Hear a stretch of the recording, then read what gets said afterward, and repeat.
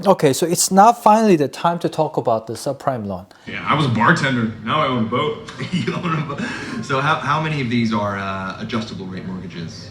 So subprime loan, what that is and how it affected in 2007 and 2008 real estate market.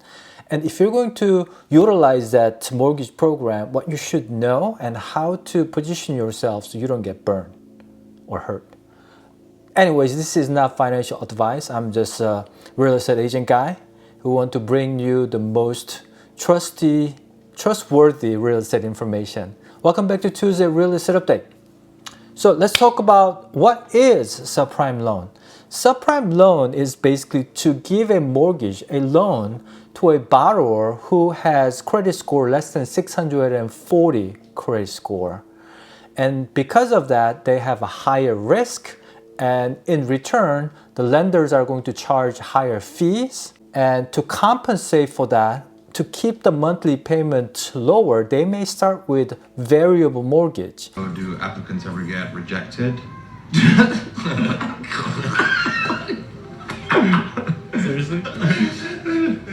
And in fact, the subprime loan variable mortgage was one of the main causes of mortgage monthly payment spiking in 2007 and 8 before the market crashed. And people gave up because they couldn't pay that $1,000 extra monthly payment hike because of the variable rate adjusting up. Most. Yeah, I'd say about 90%. The bonuses on those skyrocketed a few years ago.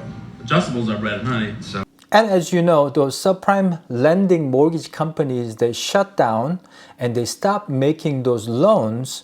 So think about it. The market has been appreciating so fast because of all those subprime loan programs. Now those programs are gone. The number of buyers dropped significantly.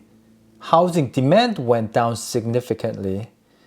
And then the housing market started to decline. And there were other financial factors back then too, but let's just focus on the housing market. I got this down payment assistance program and closing cost assistance. They call it the part of FHA loan. I got it from two different lenders at two different times. And here's one of the offerings. This concerns me. 101.5% LTV, loan to value ratio. It means they're going to lend you money more than the property's worth, which is a problem in my opinion. That's a red flag right there.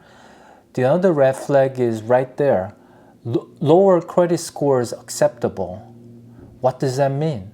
Is that like 700? Is that 690? Credit score down to 620. So as I understand, subprime was under 640. So 620 is lower than 640, which means it's a little bit more troubling than before. If you have a very strong financial position, but you somehow didn't save up the down payment and you don't have the closing cost, this could work. However, what could go wrong here is that, assuming below 640 credit score, and you don't have the down payment, that means typically that borrower's financial position isn't as strong as a traditional guideline of be able to get the mortgage. So what I'm concerned here is that it's kind of like a similar situation to 2007 and 2008. Back then, you didn't have to even prove that you have certain income. They call it the stated income loan. So all you had to do is say, oh, hey, mortgage person, I made about $10,000 every month last year, and can I get a mortgage? They didn't have to verify it. Look, if they get rejected, I suck at my job. Well, even if they have no money? Well, my firm offers ninja loans. No income, no job. I just leave the income section blank. It's not as bad as that, which is good. But giving the mortgage to a weaker financial borrower, give more than the property's worth, and then charging more fees on top of that. And I would think that this would be fine if the home price keeps going up, but if the home price goes down below what they borrowed, which is 1.5% higher than the property value, What if the property value drops 10%?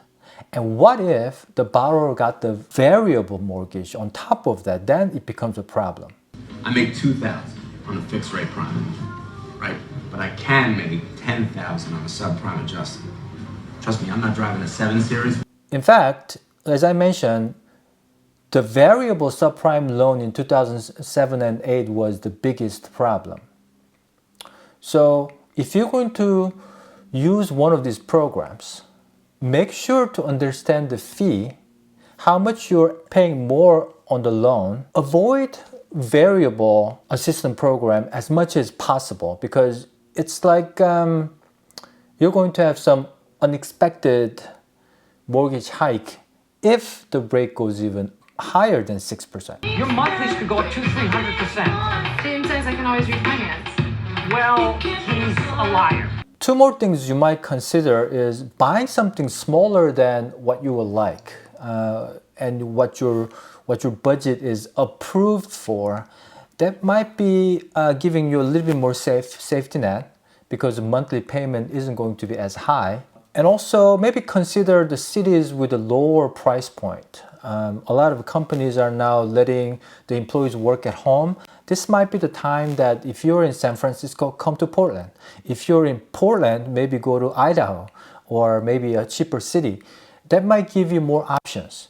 Because right now in the Portland metro, I feel bad for these first-time buyers, because the median price of the first starter home is close to $500,000. There are going to be cheaper cities. I love Portland, but if I'm like first-time buyer shoes, I don't know if I can afford to live in the Portland metro.